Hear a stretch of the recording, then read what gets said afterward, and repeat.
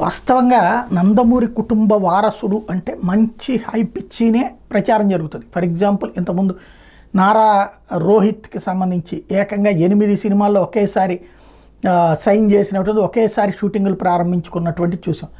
అట్లాగా హైపుల పరంగా చూస్తే బాలయ్య బాబుది అయితే కనుక ఇలా అవుతుందంటే అలా బిగిన్ అయిపోయాయి. ఒకప్పుడు 3-4 ఏళ్ళకి సరిపడినటువంటి సినిమాలు ఉండేవి, అట్లాంటిది ఉండేది.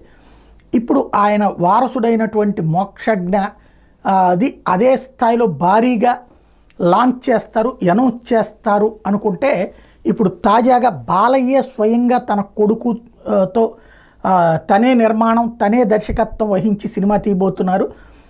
ఆదిత్య 316కి సీక్వెల్గా ఆదిత్య 999 సినిమాని ఆయన చేయబోతున్నారు అన్నటువంటిది ప్రకటించడం అన్నటువంటిది ఇక్కడ కీలకమైంది.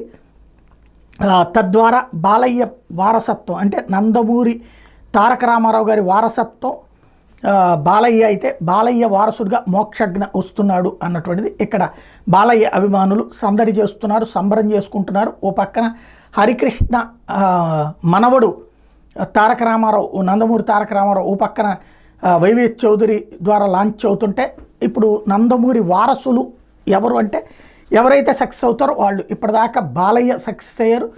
ఆ తర్వాత బాలయ్య తర్వాత తరంలో వచ్చేటప్పటికి ఆ పేరు తెచ్చుకుంది జూనియర్ ఎన్టీఆర్. అదే సందర్భంలో కళ్యాణ్ రాము సక్సెస్ అవుతూ వచ్చారు, తారకరత్న ఆ మధ్యన నడుపుకుంటూ వచ్చారు. ఇప్పుడు తర్వాత అంటే బాలయ్య వారసుడిగా రంగంలోకి వస్తున్నటువంటిది మోక్షజ్ఞ.